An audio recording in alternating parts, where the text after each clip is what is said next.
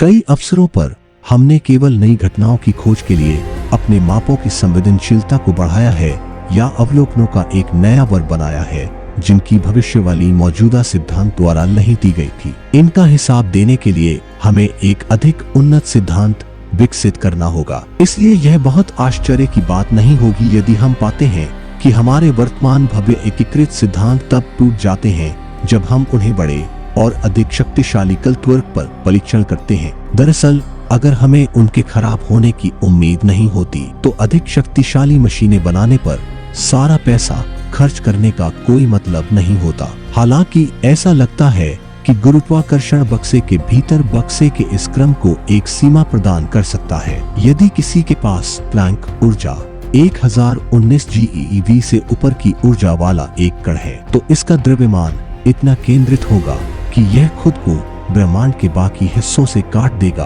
और एक छोटे ब्लैक होल का निर्माण करेगा। ऐसे ब्रह्मांड के रहस्य जानने के लिए सब्सक्राइब कीजिए gender universe space documentary channel को और जुड़िए हमारे साथ। इस प्रकार ऐसा लगता है कि जैसे जैसे हम उच्चतर और उच्चतर ऊर्जाओं की ओर बढ़ते हैं, अधिक से अधिक परिष्कृत सिद्धांतों के अनुक्रम की कुछ सीमा होनी चाहिए। ब्रह्मांड का कोई अंतिम सिद्धांत होना चाहिए। निसंदेह प्लैंक ऊर्जा एक GeV के आसपास की ऊर्जाओं से बहुत दूर है, जो वर्तमान समय में हम प्रयोगशाला में सबसे अधिक उत्पादन कर सकते हैं। उस अंतर को पाटने के लिए एक कर्व वर्ग की आवश्यकता होगी जो सौर मंडल से भी बड़ा हो। वर्तमान आर्थिक माहौल में ऐसे त्वरक को वित्त पोषित करने की संभावना नहीं होगी। हालांकि ब्रह्मांड का प्रारंभिक चरण एक ऐसा क्षेत्र है जहां ऐसी ऊर्जाएं अवश्य घटित हुई होगी। मुझे लगता है कि इस बात की अच्छी संभावना है कि प्रारंभिक ब्रह्मांड का अध्ययन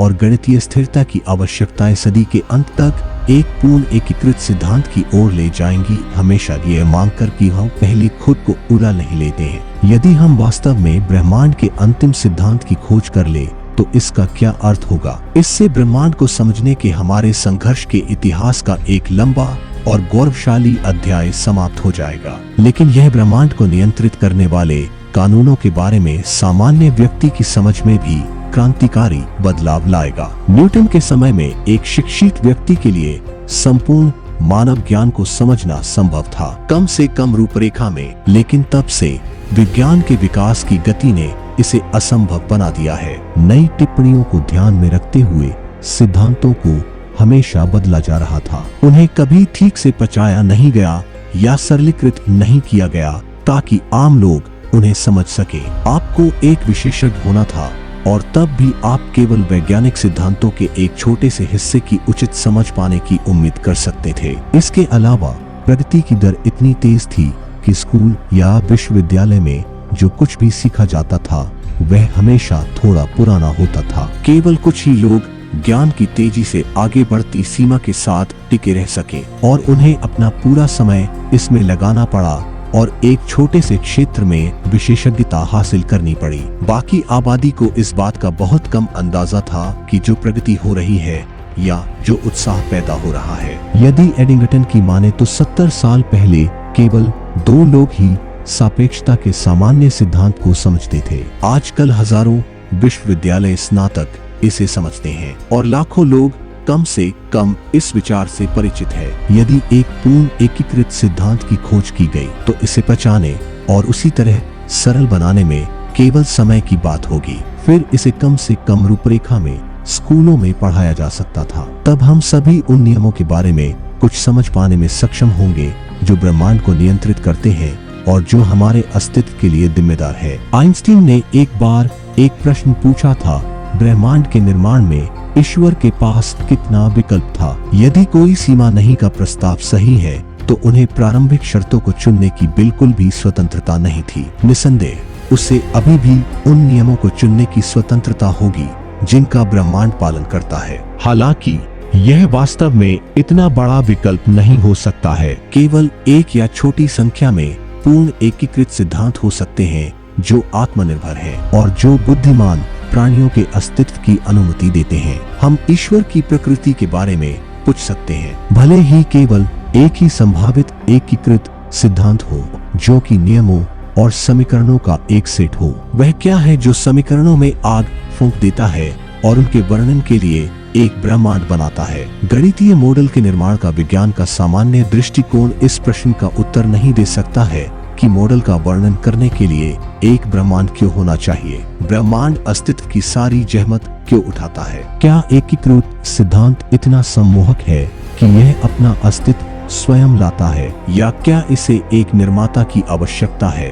और यदि हाँ, तो क्या उसके अस्तित्व के लिए जिम्मेदार होने के अलावा ब्रह्मांड पर उसका कोई प्रभाव है, और उसे किसने बनाया? अब तक अधिकांश वैज्ञानिक नए सिद्धांतों के विकास में व्यस्त रहे हैं जो वर्णन करते हैं कि क्या ब्रह्मांड है। प्रश्न पूछने के लिए क्यों? दूसरी ओर जिन लोगों का काम यह पूछना है कि वे दार्शनिक क्यों है, वे वैज्ञानिक सिद्धांतों की प्रगति के साथ तालमेल नहीं बिठा पाए हैं। 18वीं शताब्दी में दार्शनिक विज्ञान सहित संपूर्ण मानव ज्ञान को अपना क्षेत्र मानते थे। उन्होंने इस तरह के सवालों पर चर्चा की, क्या ब्रह्मांड की शुरुआत हुई थी? हालांकि 19वीं और 20वीं शताब्दी में कुछ विशेषज्ञों को छोड़कर दार्शनिकों या किसी अन्य के लिए विज्ञान बहुत अधिक तकनीकी और गणितीय हो गया। दार्शनिकों ने अपनी खोज का दायरा इतना कम कर दिया कि इस सदी के सबसे प्रसिद्ध दार्शनिक विटगेन्स्टाइन ने कहा,